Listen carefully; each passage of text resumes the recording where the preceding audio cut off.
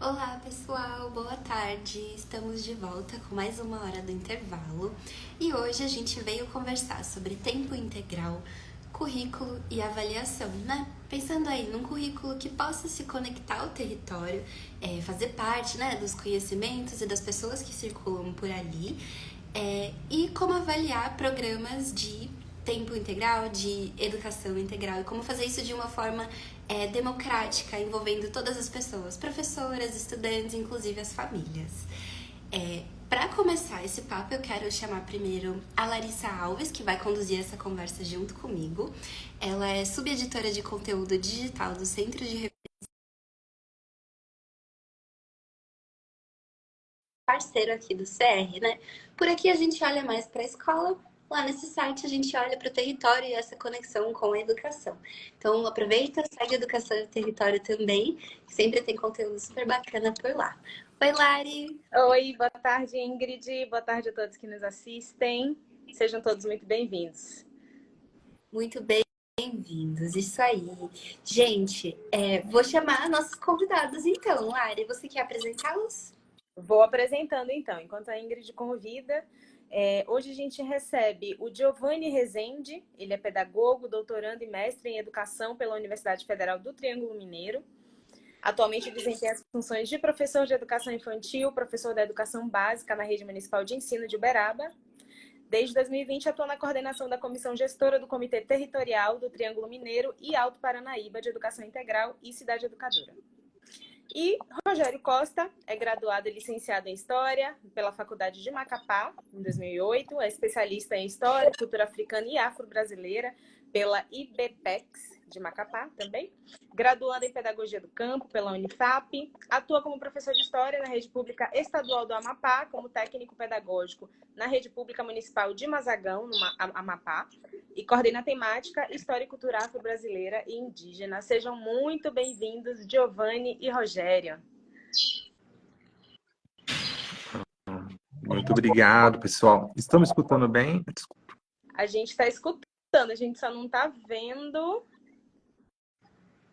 Tem uma imagem que está congelada. Isso! Aí, Sim, agora sim. Oi, Giovanni! Sejam muito bem-vindos. Boa Olá, tarde, pessoal. tudo bom? A gente agradece por vocês terem aceitado o nosso convite. É um papo, a hora do intervalo, né? Um papinho ali rápido, mas a gente espera extrair coisas muito boas da nossa conversa. Muito obrigada por terem aceitado. Bom, gente, Eu que agradeço a oportunidade.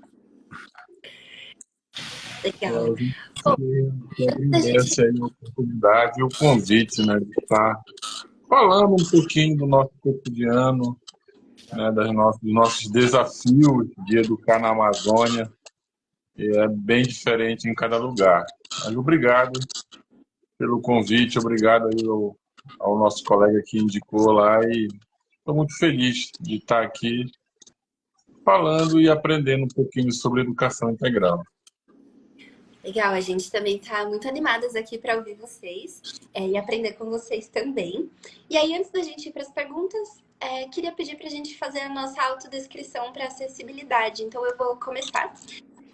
Eu sou Ingrid, sou repórter do Centro de Referências em Educação Integral, sou uma mulher amarela, tenho cabelo curto, cacheado, estou usando uma blusa de manga longa preta, um colar verde. Atrás de mim tem um fundo branco, uma parede branca com algumas prateleiras e plantas. Eu sou Larissa Alves, sou uma mulher negra de cabelo cacheado. Estou usando maquiagem, um batom rosa escuro, estou usando uma camisa amarela e atrás de mim tem uma parede com livros e um violão. Boa tarde, me chamo Rogério. Sou de cor parda, tenho cabelos lisos, grisalhos, barbas grisalhas, camisa branca e o fundo laranja. Bom, sou Giovanni, pedagogo, atuo como professor, tenho cabelo meio raleado, sou de cor parda, cabelo meio raleado, uso um óculos circular, tenho barba, estou de camisa da cor marrom e no meu fundo tem aqui prateleiras com vários livros. Legal, gente. Muito obrigada pelas autodescrições. Vamos começar esse papo, né? E aí, para começar, acho que vale a pena a gente começar por um conceito que é super importante e que vai atravessar toda a nossa conversa, né? Que o nosso público sempre pede para a gente falar sobre isso, que é qual é a diferença entre educação integral e tempo integral. Queria ouvir de vocês dois um pouco sobre isso. Pode ir lá, professor. Muito obrigado, professor. Bom, é uma conversa bem interessante para uma temática bem interessante para começar, porque isso precisa mais do que nunca ser definido. Parece que a gente há muito tempo. Estão me escutando bem? Escutamos. Sim.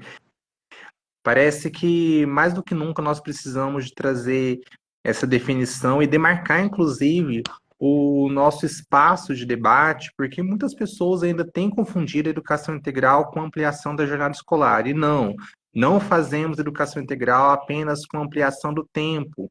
É preciso pensar em currículo, em espaço, em território, e tudo isso convergir para o desenvolvimento integral dos sujeitos. E considerar esse desenvolvimento integral também perpassa pelas dimensões cognitiva, social, afetiva, cultural, que não estão separadas. São dimensões interligadas e que precisam ser consideradas quando nós pensamos nesse desenvolvimento, tanto dentro quanto fora da escola.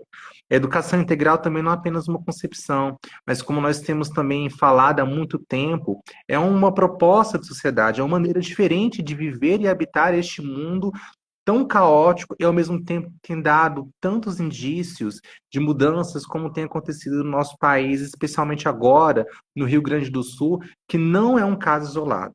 Isso nós precisamos falar. Educação integral também é uma maneira de a gente lidar com essa situação para que nós possamos, então, de fato, habitar esse mundo de uma maneira mais harmônica, de uma maneira mais presente e mais respeitosa.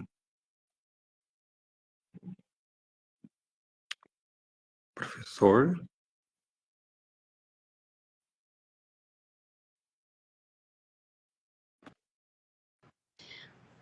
Rogério, eu acho que você está sem áudio, a gente não consegue mais. Voltei. Desculpa, perdão.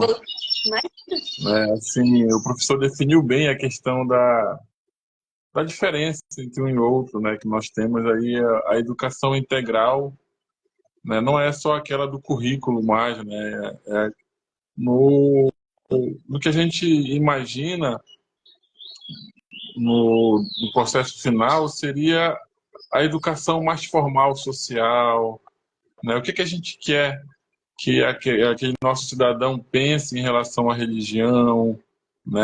Quais são as nossas ideias sobre o negro, quais são nossas ideias sobre o nosso povo, o que é que nós temos, né, para integrar ainda mais no nosso currículo educacional, né, na nossa base.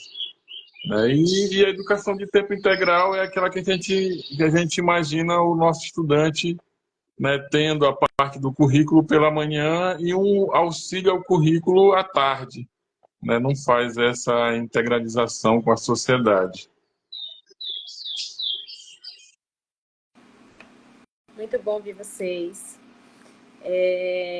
Giovanni e Rogério, né? Vocês, os dois são professores, estão em contato direto com crianças e adolescentes, né? Que é o público para quem a educação integral se destina, né? Vocês podem compartilhar com a gente o que vocês percebem de impacto para os seus estudantes a partir do trabalho, né, nessa concepção de educação integral. E também o que acontece quando essas oportunidades elas são expandidas no tempo integral. Quem gostaria de começar? Professor, agora.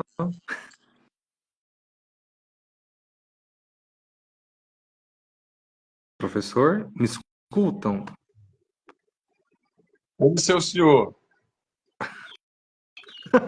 O senhor também começar, professor, fica à vontade, fala aí.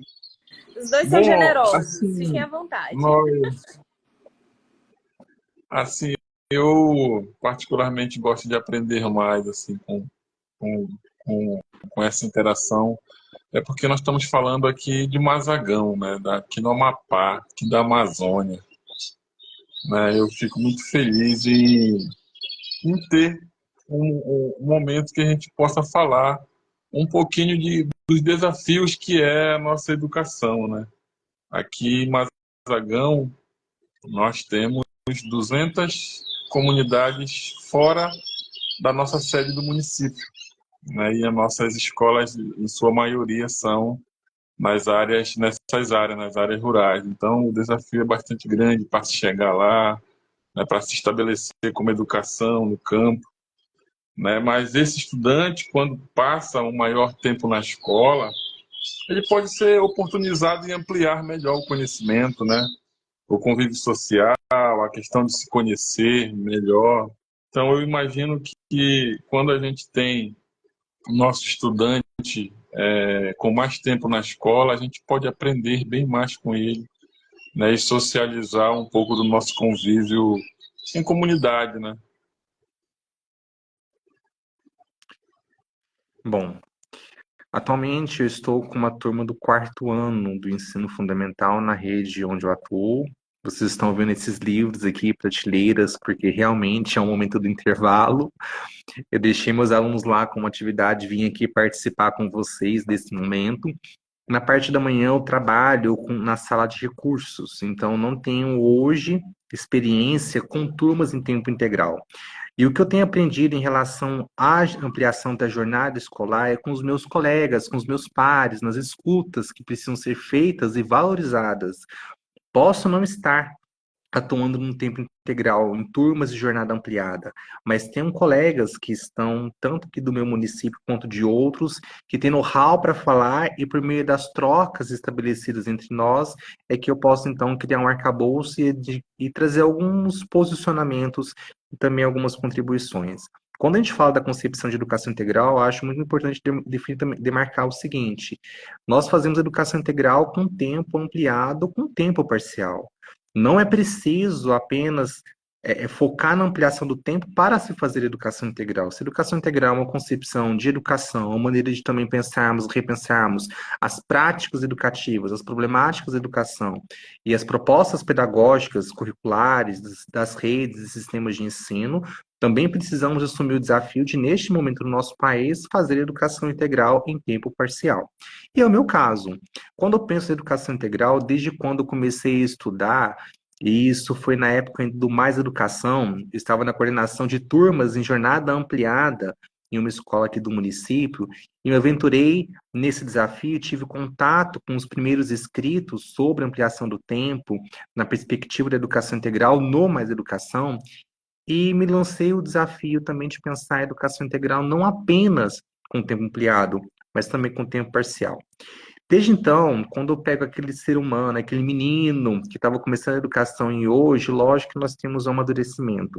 E no meio desse amadurecimento, fui repensando as minhas práticas pedagógicas enquanto pedagogo, enquanto professor de educação básica numa turma de ensino fundamental e quais seriam as possibilidades para que eu pudesse trabalhar na perspectiva da educação integral.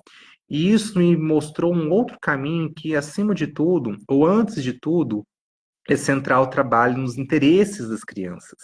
Quais são os temas de interesses, ou então os interesses que as crianças nos apresentam, que eu posso pegar todos os conteúdos previstos no currículo e também que estão permeando a vida deles para pensar nas propostas pedagógicas, nas sequências didáticas, nos projetos integrados, integradores, interdisciplinares e por aí vai.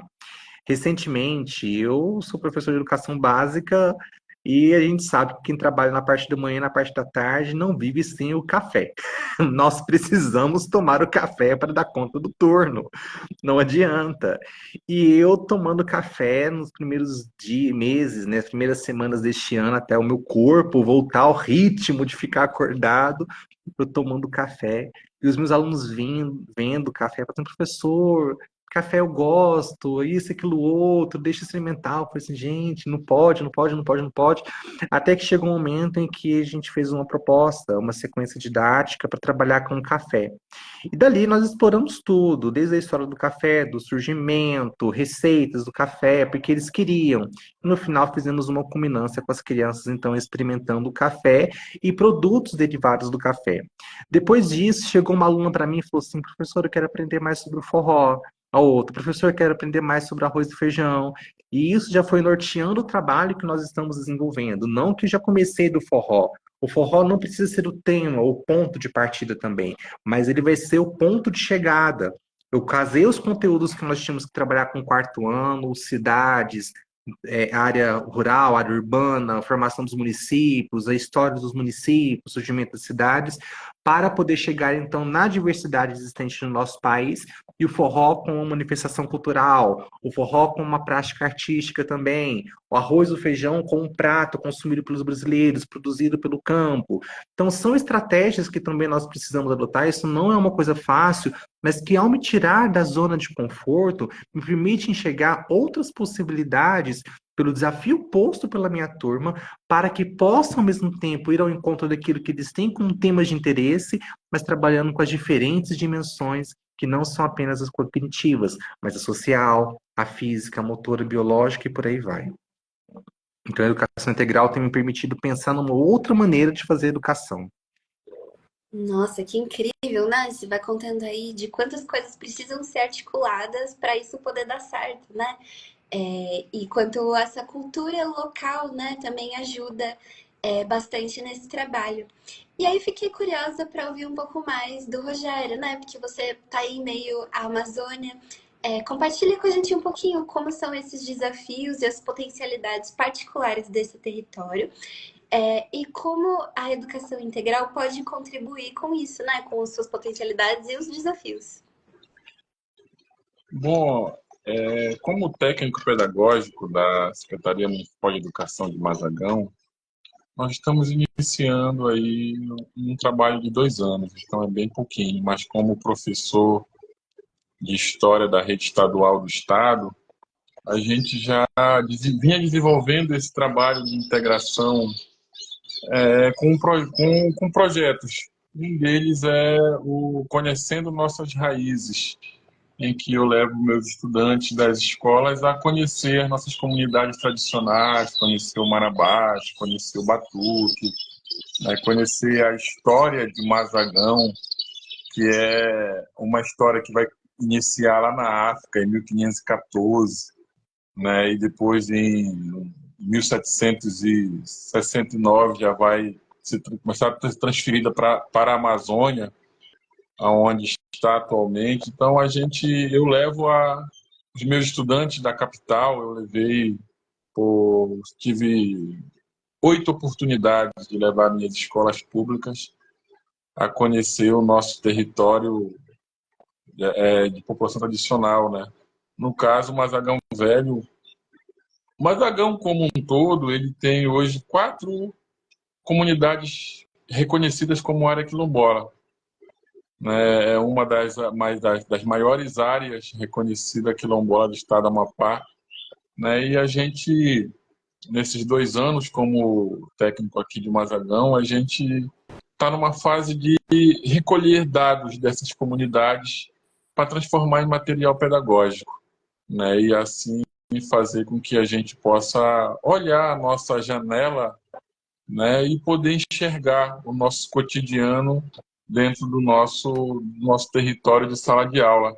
Né? Na questão da educação integral, aqui em Mazagão está em fase de implementação, mas muitos dos projetos que a gente já executa como professor isolado, assim, que está trazendo para dentro da secretaria para que a gente possa estar municiando esse nosso professor, né, com essas informações das nossas áreas quilombolas, das nossas áreas ribeirinhas, das nossas histórias, dos nossos mitos, né? E assim a ideia nossa de aproximar a comunidade tradicional da escola, principalmente que não tem o seu cotidiano, né, uma raiz cultural tão forte como é lá na comunidade onde a gente faz a visitação, né? É uma comunidade histórica, né, que quando se fala em história do Amapá, nós seríamos a segunda vila, né, oficialmente de produção de território, né?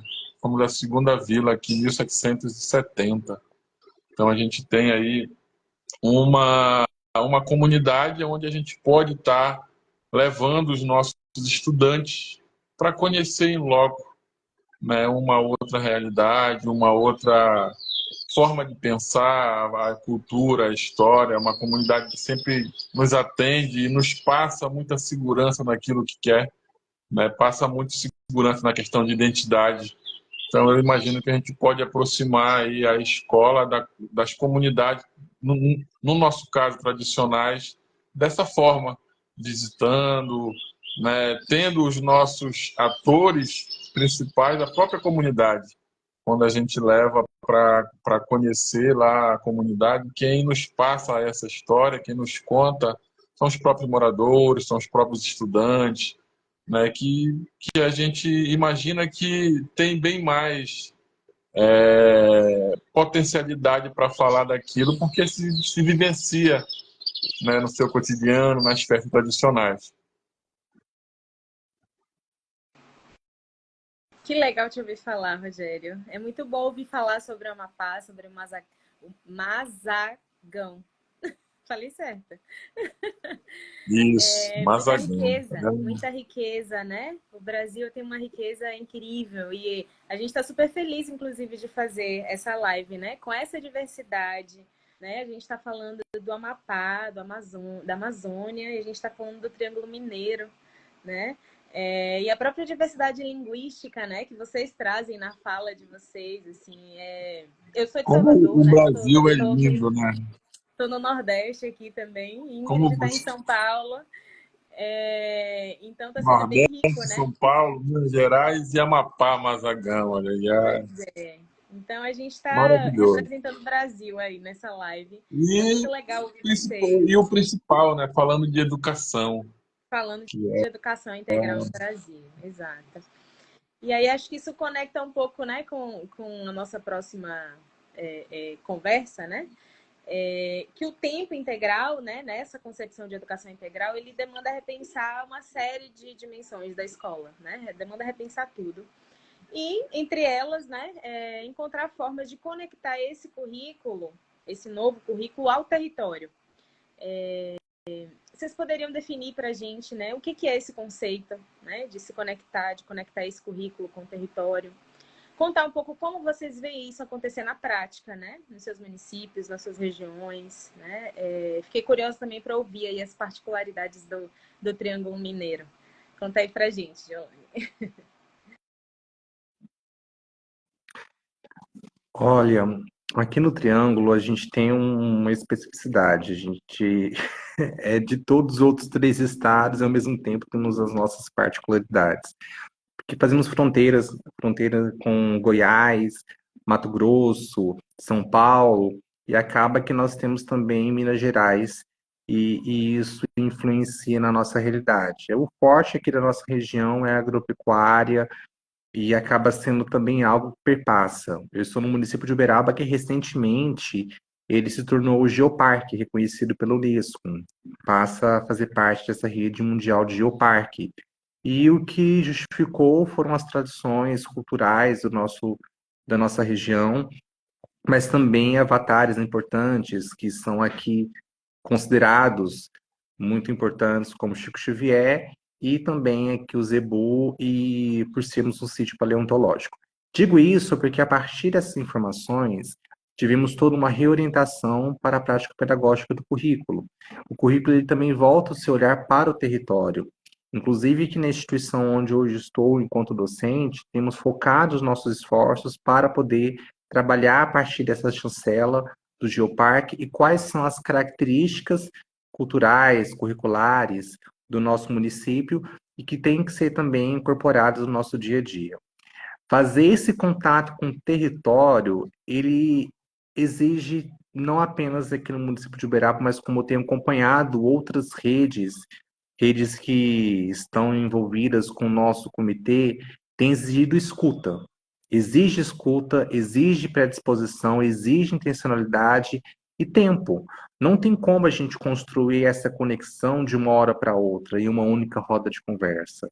O sentimento de pertença precisa existir. E para que uma comunidade se sinta pertencente e participante desse processo, é preciso haver mobilização, é preciso haver conectividade, é preciso que as pessoas também se sintam co-participantes, corresponsáveis co-gestores de todo esse processo. Acho muito interessante quando nós vamos falar das propostas de elaboração de políticas, projetos políticos pedagógicos, e no Brasil, infelizmente, isso se tornou uma vertente mais como um cumprimento de protocolos para se ter autorização e funcionamento junto aos conselhos municipais, porque, de fato, a representação da identidade dessas escolas, dessas instituições, das suas comunidades. E aqui eu vou ampliar, inclusive, um entendimento que nós temos sobre comunidade. Porque quando a gente pensa na comunidade escolar, estamos ainda restringindo apenas as pessoas que estão diretamente vinculadas, ligadas aos processos escolares. Os pais, familiares, alunos, docentes, discentes, técnicos que estão envolvidos nos processos educativos. E quando a gente passa a pensar nessa comunidade como uma comunidade educativa, envolvemos, de certa maneira, também o território, porque todos os sujeitos desse território educam. E quando a gente assume que eles educam, precisamos chamá-los também para as suas responsabilidades e para a construção desses processos. Algo muito interessante tem acontecido aqui na nossa região, quando os municípios que assumiram, aceitaram participar do programa Escola em Tempo Integral, fizeram adesão, pactuar e começaram a elaborar as suas políticas de educação em tempo integral, eles tiveram que conhecer também os seus territórios, tiveram que dialogar também com os familiares, tiveram que entender as necessidades dessas pessoas que estarão envolvidas. Não dá para poder colocar em prática aquilo que era idealizado muitas das vezes. E quando eu falo idealizado, não estou dizendo no sentido utópico que nós sonhamos, de uma educação integral que de fato aconteça extrapolando os muros das escolas. Mas quando eu digo idealizado por nós, enquanto gestores políticos, gestores das políticas públicas, queríamos fazer de uma forma que possa ir ao encontro das nossas necessidades e às vezes não ouvimos o que a comunidade de fato precisa. E muitos gestores municipais aqui do Triângulo foram bem sensíveis, os municípios que compõem o comitê foram bem sensíveis às demandas apresentadas pelos seus munícipes, tanto os profissionais quanto os estudantes, e especialmente também os familiares, e tiveram que readequar essas realidades para que pudessem entender. Então, veja só, não basta apenas apresentar algo pronto, eu preciso de construir com e não para. Enquanto nós construirmos para e não com, continuaremos com esse distanciamento entre a escola e os seus territórios. Muito legal. Você quer complementar a fala, Rogério? Não, meu colega, eu acho que o colega já traduziu bem aí, mesmo não morando na Amazônia, ele sabe o quanto o desafio é grande da gente aproximar a comunidade da escola, a gente chamar alguém que possa nos ajudar, de repente, para falar sobre aquele cidadão que vai apanhar o açaí, que a gente chama de pecunieiro. Né? O que ele pode nos passar de conhecimento sobre a Amazônia, né? Mas aí o desafio é grande, essa territorialização, a gente vai aprendendo e reaprendendo, como disse aí o nosso colega. Que legal, gente. Nossa, as experiências que vocês trazem, né, são muito ricas, tá muito bacana de ouvir vocês. E aí, né, bom, agora a gente falou um pouco sobre esse currículo, né, e como conectá-lo às pessoas, ao território, à cultura, esses conhecimentos que estão ao redor, dentro e fora da escola, né? E aí, vocês trouxeram muito forte isso, né? Quanto esse processo demanda uma comunidade educativa, né? Quanto isso precisa envolver muitas pessoas e diferentes pessoas. Mas aí, ao fazer isso, né, ao chamar essas pessoas para perto, também é importante que elas possam participar da avaliação desse trabalho, né? A avaliação de uma política de educação integral. E aí a gente está aqui super curiosas para ouvir vocês dois sobre como vocês fazem tanto essa aproximação com as pessoas, quanto a avaliação da política envolvendo todo mundo aí nos municípios de vocês. Então, se vocês puderem compartilhar com a gente essa experiência, vai ser super bacana de ouvir. Bom, acho que a forma que a gente mais consegue chegar na comunidade é em reuniões que a gente consegue chamá-los, né? Nas reuniões pedagógicas, né, onde a gente consegue ouvir a sociedade, onde a sociedade consegue ouvir como está o seu estudante nessa escola, como é que está o comportamento, o que, é que a gente pode melhorar nessa relação escola-sociedade, quando está quando o corpo técnico pedagógico se encontra, enquanto a gestão se encontra. Então, eu acho que é um dos momentos em que a gente consegue aí ouvir a comunidade e a comunidade ouvir o professor, né, que é aquele ser que está ali no chão da escola e sabe bem mais da nossa realidade, como é que o nosso estudante chega, do que a nossa gestão, do que o nosso corpo técnico, né, pedagógico. Então, eu imagino que a nossa primeira feedback em relação a essas políticas de educação integral seria essas nossas reuniões técnico-pedagógicas. A gente tem aqui a cada bimestre, por bimestre, que a gente tem essas reuniões.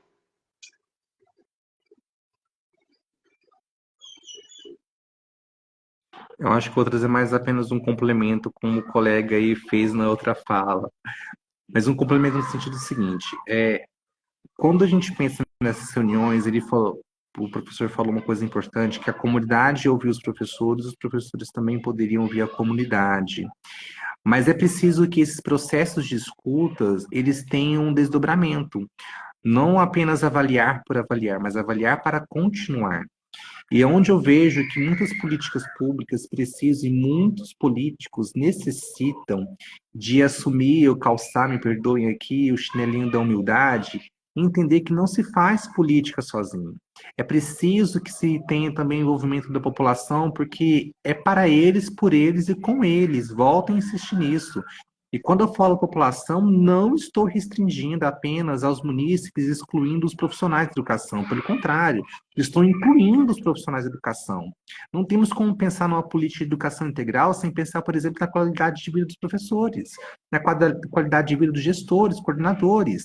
Não temos como pensar em educação integral se não falarmos de uma outra maneira de fazer formação de professores nesse país. Não podemos mais encarar os professores como seres ignorantes que ficarão sentados escutando um palestrante durante 1, 2 horas, depois farão míseras perguntas, porque não pode estourar o tempo do contrato desse palestrante e achar que isso vai resolver alguma coisa. Não vai.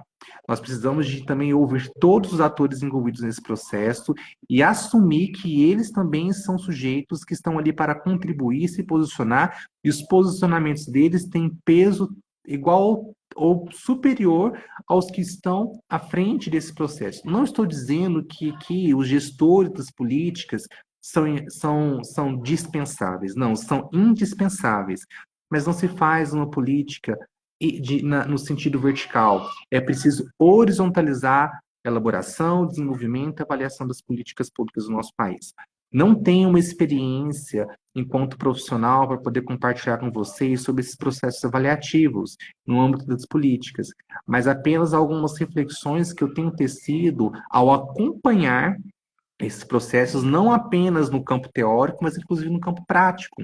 E aqui, se me permitirem, eu quero fazer uma citação, citar um exemplo do município de Jundiaí, que eles são considerados lá, eles têm um trabalho voltado para a cidade das crianças, e com a constituição do Comitê das Crianças, essas crianças reúnem periodicamente, traçam propostas, acompanham as propostas, avaliam as propostas que precisam ser acatadas pelos governantes.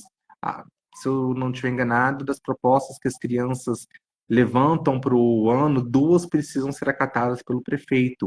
Imaginem só, é também um espaço de controle social exercido pelas crianças, que depois se desdobrou pela juventude.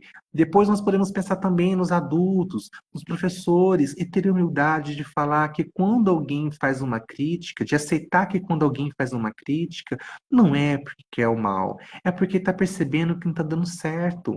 E se pudermos construir isso de maneira coletiva, harmoniosa, solidária, estabelecendo uma sinergia de cooperação, e não no sentido de opressão, não ter opressão quando alguém se posiciona, não é porque o outro falou mal do trabalho que eu estou desenvolvendo que ele vai perder a minha amizade.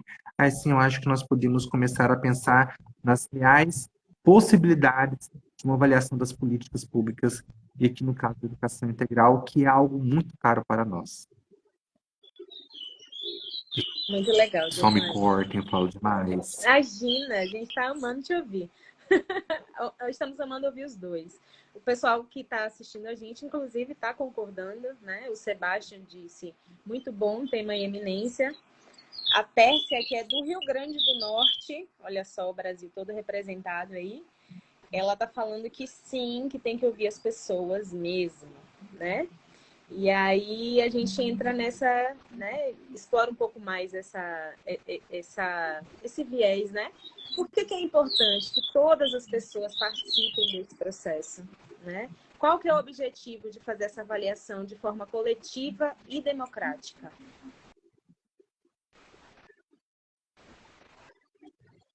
Posso começar, professor? Pode. Eu terminei, eu começo? A gente fazer rodízio?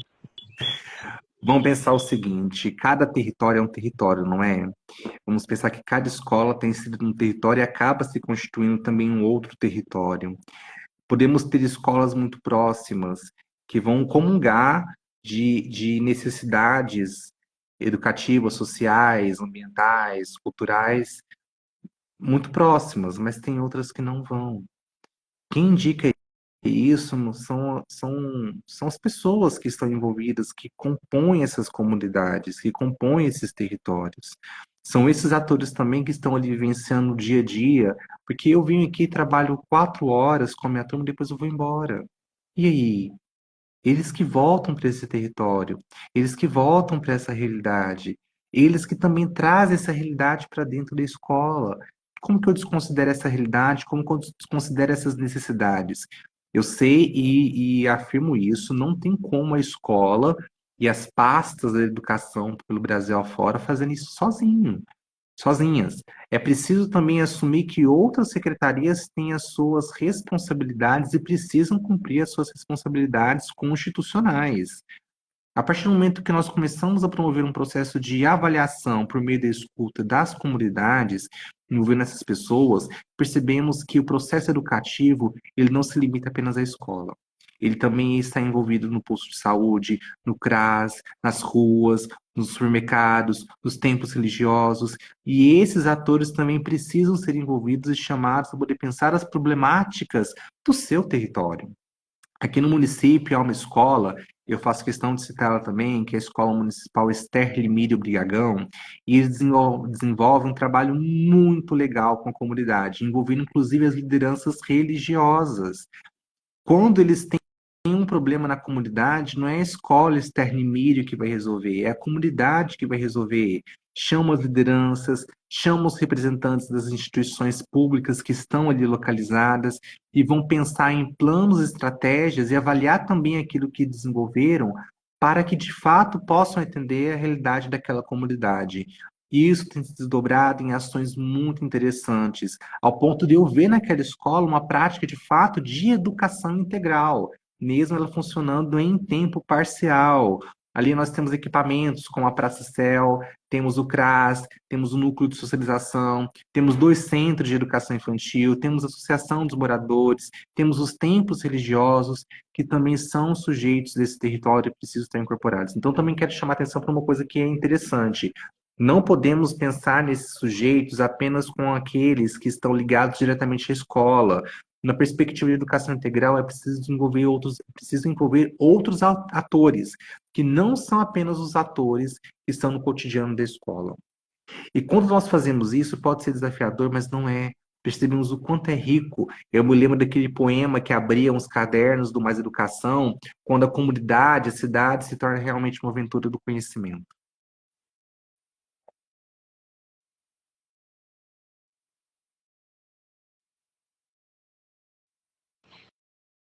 Rogério, se você quiser comentar alguma coisa, trazer um pouco de como tá isso aí no contexto de vocês também, fique muito à vontade. Não, o que eu achei bem interessante com o colega falou das particularidades, né? Todas as nossas comunidades têm os seus mitos, têm as suas misuras, como a gente fala aqui, né? Que são as histórias onde dá medo, né? Onde tem os encantados. Então a gente tem cada comunidade, cada sociedade teve a sua particularidade, tem a sua territorialidade, tem o seu batuque diferente, tem o seu modo de falar diferente, né? Nós não estamos só em um Brasil diferente, com essa diversidade, que eu consigo ver em 4 rostos diferentes, né? Em 4 pessoas diferentes, que falam diferente, que estão em lugares diferentes, falando de educação integral. Então, a gente vê o quanto é desafiador a gente fazer algo que não possa ter essa gama de diversidade tentando se comunicar, tentando se acertar, né? Eu acho muito interessante aí quando a gente traz esse nosso tema de particularidade, de lugares diferentes, de Amazônia, de Brasil, de Mazagãos, né, para dentro de uma escola. E quando a gente conseguir olhar pela janela da escola e se conectar ao mundo lá fora, eu imagino que a gente consegue ver a educação na sua integralidade. Perfeito, gente. Acho que foi ficando, né, bastante evidente aqui ao longo da nossa conversa, quanto essas coisas estão todas muito entrelaçadas, né? O currículo, a participação de todas as pessoas, a cultura e o território. E aí, quando a gente traz essa discussão, né, de começar a envolver as pessoas, chamar as pessoas para dentro da escola, fazer reunião para poder ouvir mais as pessoas, nossos leitores e leitoras sempre trazem uma dúvida muito pertinente, que é: pessoal, a gente entendeu a importância, mas como é que a gente faz isso na prática? Porque quando já é difícil trazer as pessoas, né? Quando as pessoas chegam, é muito comum que elas fiquem muito quietas, muito silenciosas e não consigam participar tanto das reuniões, dizer o que acham. Como vocês vão construindo essa relação com essas pessoas para que elas se sintam à vontade para falar, para fazer intervenções, para dizer o que gostam, o que não gostam, o que acham importante de trazer para a escola ou não? Enfim, como incentivar essas pessoas, né, as famílias, as lideranças da comunidade, a falar e a se expressar também nesse espaço da educação.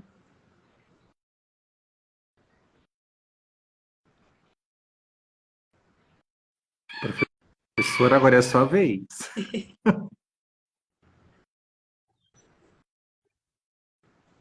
Ai, ai, como aproximar a escola da sociedade? Uma pergunta muito boa, que eu acho que depende muito do fazer pedagógico de cada escola, de cada professor. Porque a gente não tem uma solução mágica para isso, né? A gente vai ter que aprender com a comunidade como se organizar com ela e como a gente vai trazer a comunidade para dentro da sala de aula, né? Há um tempo atrás, em 2022, a gente começou a construir a nossa matriz curricular do município de Mazagão. Então, a gente chamou todas as instituições que pudessem estar para a gente ouvir cada o que é que pensa, o que é que fala de cada temática, para que a gente possa traduzir em um documento, né, que para a gente trazer, né, o que é que pensa ali o candomblé, o que é que pensa ali o evangélico, o que é que pensa o católico sobre tal coisa, o que é que pensa as religiões sobre tal assunto, o que é que pensa o Ministério Público, a Vara da Infância e da Adolescência, e a gente conseguiu, né, construir um documento em que a gente consegue, nas nossas habilidades educacionais, se ver, né, como sociedade, mas assim é uma tarefa bastante difícil e eu imagino assim uma concepção minha que vai depender muito do fazer pedagógico de cada professor dentro daquela comunidade. E a gente pensar em uma educação na cidade é uma situação, mas a gente pensar em uma educação no campo, principalmente na zona ribeirinha, que é onde o professor, em sua maioria, chega, né, de barco e lá sai e volta 30 dias para sua cidade. Então, você não tem ali como o professor se desvincular daquela sociedade. Eu imagino que ele lá naquela comunidade, ele vai tentar de várias formas se ver naquela comunidade, até porque ele vai estar morando lá durante um período. E para a gente conseguir conciliar, eu imagino que perpassa bastante nesse trato do professor, do profissional, do fazer pedagógico, né, dentro daquela comunidade.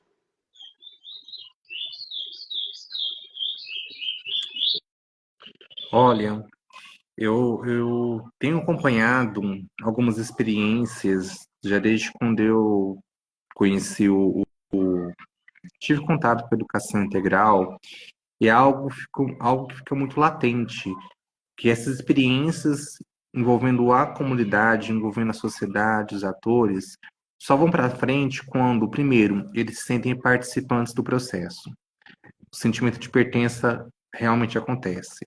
Para esse sentimento de pertença acontecer, nós precisamos de conectividade e mobilização, né? Isso, inclusive, o Gadotti já sinaliza para nós desde 2009, naquele livro, Educação Integral no Brasil.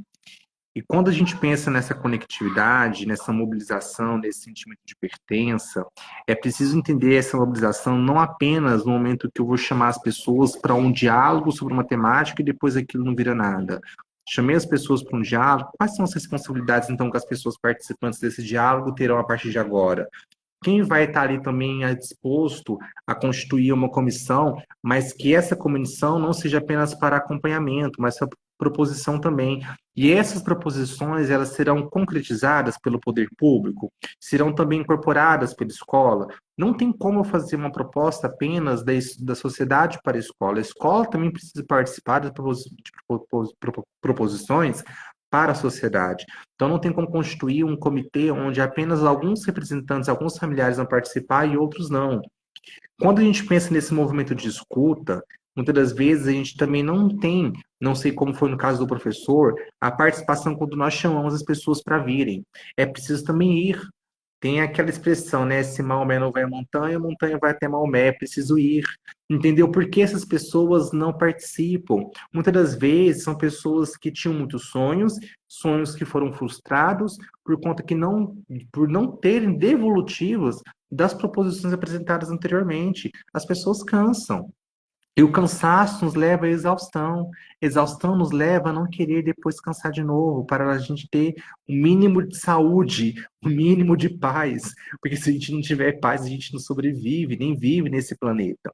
É preciso pensar também que muitas das vezes, quando a gente fala, olha, aquela escola ali não tem participação da comunidade, não tem envolvimento dos professores, eles são totalmente desanimados, nós temos que começar a construir o hábito de escuta, mas uma escuta desarmada. Eu não vou lá com pré-julgamento sobre a realidade daquela comunidade. Eu vou lá para escutar todos e todas envolvidos. Vou lá para escutar os profissionais, os alunos, os familiares, os moradores, e com isso fazer uma roda de conversa, com isso conhecer a história das pessoas que estão ali. Querendo ou não, se a educação pública desse país ainda funciona, é graças às pessoas que vieram antes de nós. Nós não podemos deixar de lado essas pessoas que, bem ou mal, sustentaram sobre seus ombros as escolas públicas desse país. E de uma hora para outra nós queremos que elas deixem de existir. Mas a gente não para para pensar que essas pessoas, muitas das vezes, só são assim porque talvez também tiveram seus sonhos frustrados, não foram ouvidas quando indicaram as suas necessidades e acharam melhor parar de falar e apenas aceitar a realidade. E a gente vai ter uma sociedade que não quer ter a participação, porque é mais fácil executar aquilo que me mandam fazer do que de fato participar. Por isso, imagino que muitos de nós temos um desafio posto, que é justamente reintroduzir o sentimento de a vontade de sonhar nas pessoas.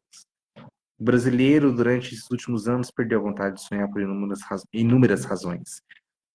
E, ao mesmo tempo, nós precisamos de entender que essas pessoas são sujeitos históricos e suas histórias não podem ser desconsideradas, precisam ser consideradas, precisam ser acatadas, ouvidas, valorizadas. Quem pesquisa muito com narrativas valoriza muito a contação, o momento que as pessoas estão ali para poderem narrar as suas experiências, narrar os acontecimentos. E quando a gente escuta uma pessoa narrando, conseguimos compreender muitas das vezes por que ela é daquela maneira, por que a situação chegou àquela maneira, porque também enquanto gestores de políticas, gestores de escolas, professores e até mesmo formadores de formadores, não podemos adotar a escuta como instrumento para poder romper muitas barreiras. E é por isso que eu acredito que muitas das coisas que precisamos fazer para as grandes transformações do nosso país começam nos detalhes. E são nos detalhes que muitas das vezes nós não damos atenção porque não temos tempo, porque temos que fazer mais coisas, porque isso, porque aquilo, temos que cumprir prazos, temos que atingir metas. Peraí, gente. Eu vou pedir para os habitantes do Rio Grande do Sul agora cumprirem as metas? Eu vou pedir para aqueles habitantes que estavam lá na Bahia, quando também as enchentes, porque nós também tivemos o caso da Bahia, para eles cumprirem as metas. O que é isso? Estamos falando de seres humanos que habitam esse planeta e que precisam também de terem seus sonhos despertos, que muitas das vezes foram adormecidos.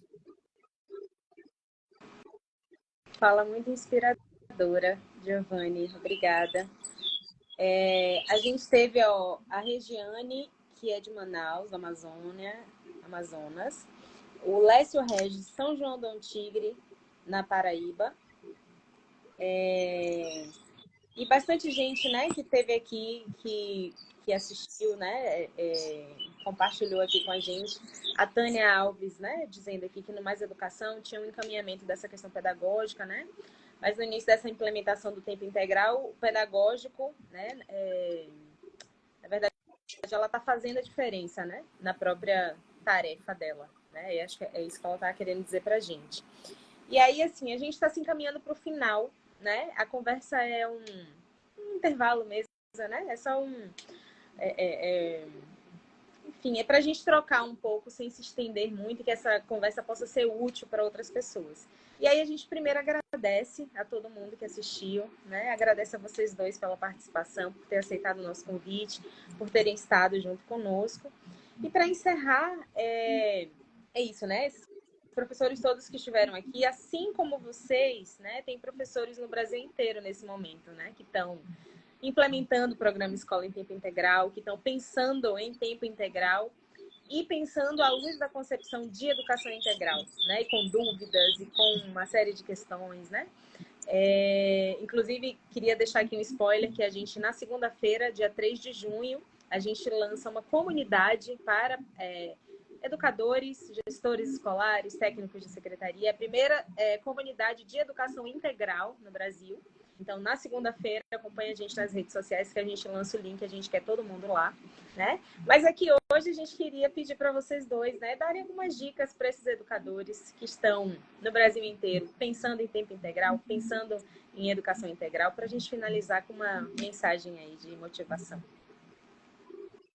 Eu acho que todas as ações que venham ajudar essa nossa educação pública, que a gente tem batalhado bastante para melhorar, eu acho que são ações que têm que ser valorizadas. Acho que a gente tem que tentar, de alguma forma, fazer com que o professor acabou de nos dizer, transformar a escola naquela máquina de sonhos, né, onde a gente possa sonhar em mundos melhores, em mundo que possa ter uma igualdade, uma igualdade social, que a gente possa subir, né? Que aqui em Mazagão, 80% do nosso estudante, ele é um estudante de vulnerabilidade social, né? Muitos deles dependem diretamente de bolsas sociais. Então, se a gente não transformar esse espaço em um espaço que possa dar a ele a possibilidade de sonhar, como disse o nosso nobre colega, nós estaremos no lugar errado.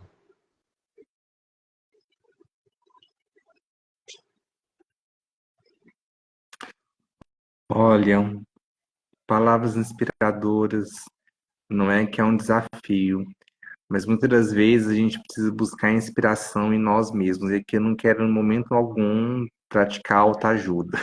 Não é isso. Não é autoajuda que eu chamo. Mas inspiração em nós, buscando realmente aquilo que nós perdemos enquanto sonhos. Eu não falo isso da minha cabeça. Tem outras pessoas anteriores a mim que falam muito sobre isso. Eu pego muito exemplo do Edgar Morin. O cara é meu teórico de base, eu gosto muito dele, utilizo nas minhas pesquisas, mas ele tem 102 anos, vai completar 103 anos agora de existência. Ele fala muito a importância de vivermos poeticamente. E se não vivemos poeticamente, não viveremos com amor. E o amor é uma mola propulsora importantíssima para continuarmos habitando este mundo. Mas para que o amor possa existir, precisamos de condições reais. Essas condições, elas não existirão se também não buscarmos, e buscarmos primeiramente em nós. Conhecermos realmente quem nós somos, o que nós queremos, o que desejamos.